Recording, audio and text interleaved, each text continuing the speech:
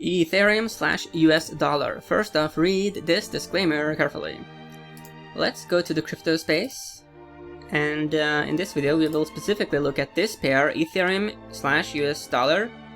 Distance from 52-week low, 178% gain. That's pretty good, but we are still minus 25% away from the 52-week high. And here you can see some of the recent prices. Okay, let's very quickly learn a bit about it. Ethereum is a global open source platform for decentralized applications.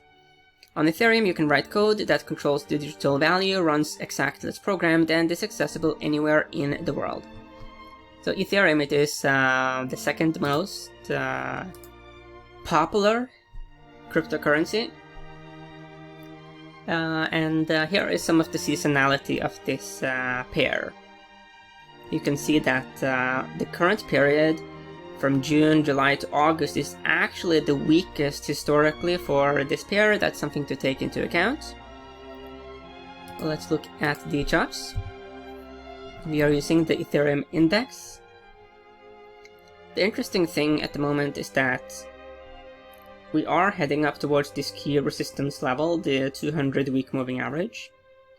So there is some attempted bullishness here that could become quite interesting. The issue with Ethereum is that it's one of those cryptocurrencies that it moves huge, big up, big down. If you look at this rally, like from here to here, this was like 12,000%. That's pretty big. The crash from the high to the low was minus 94%. That is not a cryptocurrency that any reasonable person would use for commerce. From a marketing standpoint, this is of course good for Ethereum. It becomes popular, it becomes newsworthy. The same thing with Bitcoin. But as far as creating a cryptocurrency that can actually be used for commerce, Ethereum is not one of them. It just isn't. It will vacillate. It's inherent in the design of Bitcoin and Ethereum that they will move huge up and down in value for a long time ahead. That's a major issue. It is exciting though, but this is one of the reasons why I consider this a speculative investment instead of being an actual challenger to the fiat currency market. There are fortunately numerous stable coins out there, and I am more bullish on them becoming an actual currency. But this is currency-ish, but not really.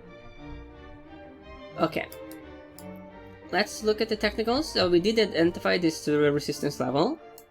Boom, boom, boom. We are trying. So even though we are in a very weak season for our Ethereum, the bulls are trying something quite interesting. There is a bit of a cycle going on here, a rising cycle.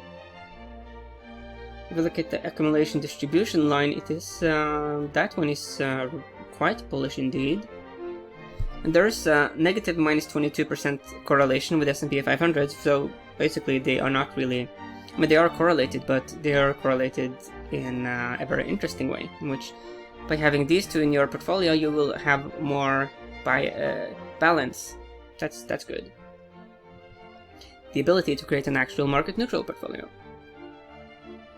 There are some key resistance levels beyond this 200-week moving average, especially this one.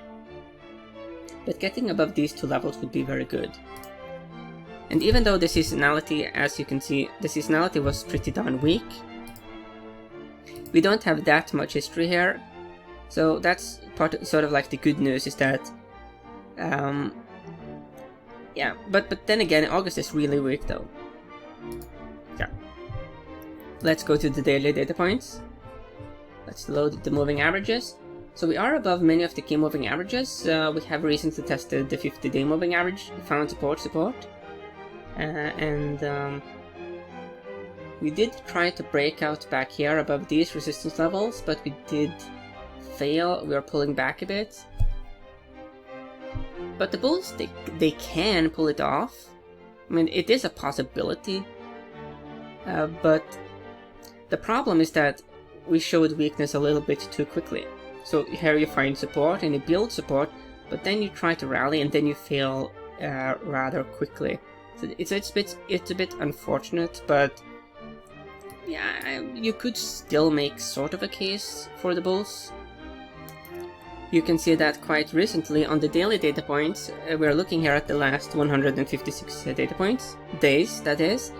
There is actually a 92% positive correlation with S&P 500. So even though it's mildly negative on the longer time frame, on the shorter time frame they have really started to move very much together.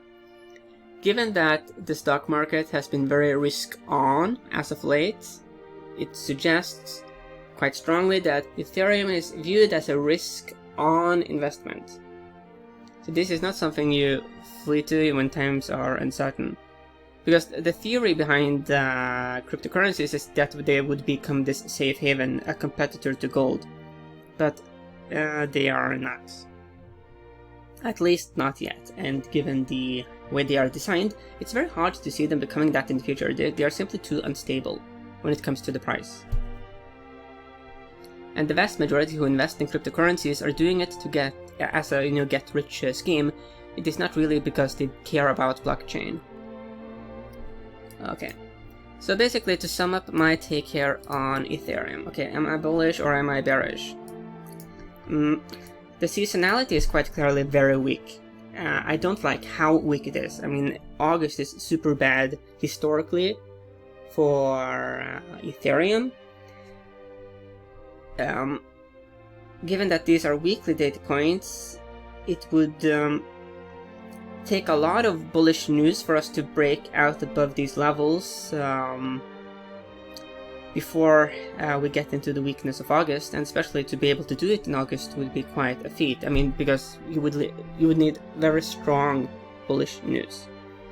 And many algorithms are actively trading cryptocurrencies, and they do look at stuff like seasonality, prior price action in various months, in order to determine the bias of the trading. Hence, you can very quickly get a self-reinforcing effect.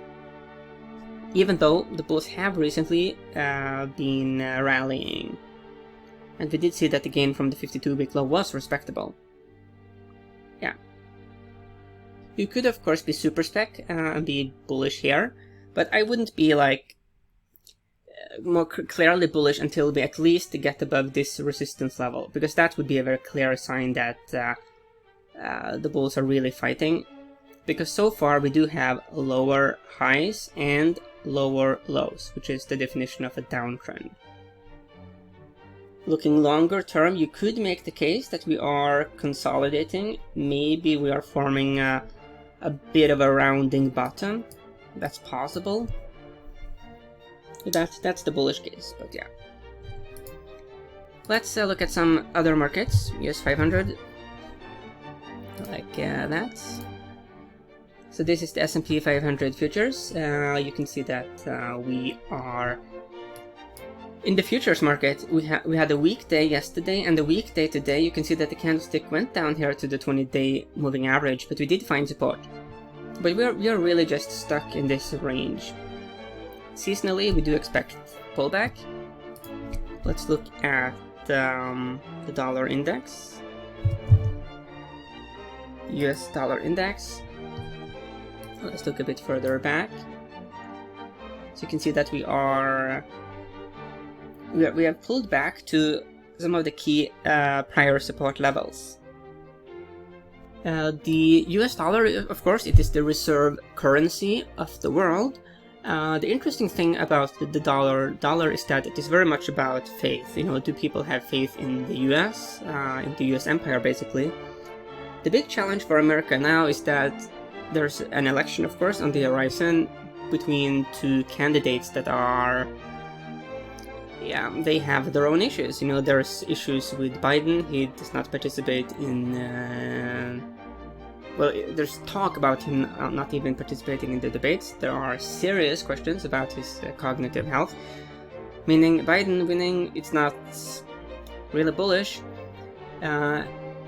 Trump, the thing is that Trump, he, even though he is a firebrand, he has a lot of statements, he is very feisty, Then again, the apparatus around Trump has contained him to such a significant extent that the disruptive potential of Trump is quite muted. Hence, I do think that if Trump is re-elected, that would be more bullish for the dollar than Biden. That's also because America's strength is to a very large extent, as far as the dollar goes, is that it is very capitalism friendly, very business friendly. Biden has been pushed quite far to the left now. There's been some talk about taxes, cracking down on Wall Street, and I think it will be very difficult for the Democrats to really contain those forces because a lot of people, they talk about Black Lives Matter being about police violence and all of that. That's just a part of the picture. I think that a lot of the riots were reflective of something more deeper,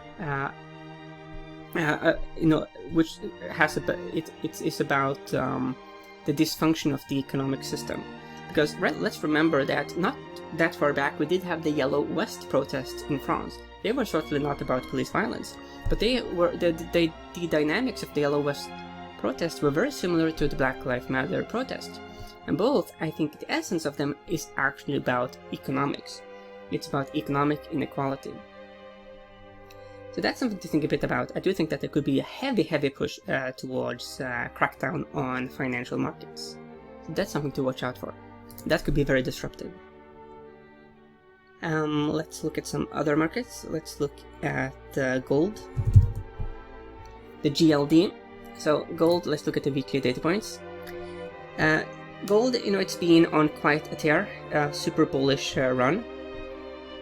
I would prefer us to actually cool down a bit, maybe shuffles a bit sideways before we made the big move, but now we have made the move and we are just all in, basically. We must succeed now. So we are pretty close to these highs back here in 2012. It's important to break out above these levels. Though even if we were to fail, so let's say we meet resistance here, then we could of course form, a cup and handle pattern. So this is the cup, and then we could form a handle and then make the move. In forming a cup and handle would not be a problem. It would not be like a bearish thing for gold. This is a very impressive move. It looks a lot like a new bull market for gold. Very impressive. If you look at the longer history here, you can see that I changed it to the gold futures. Okay, so let's look a bit further back, because we did have a rounding bottom way back here as well.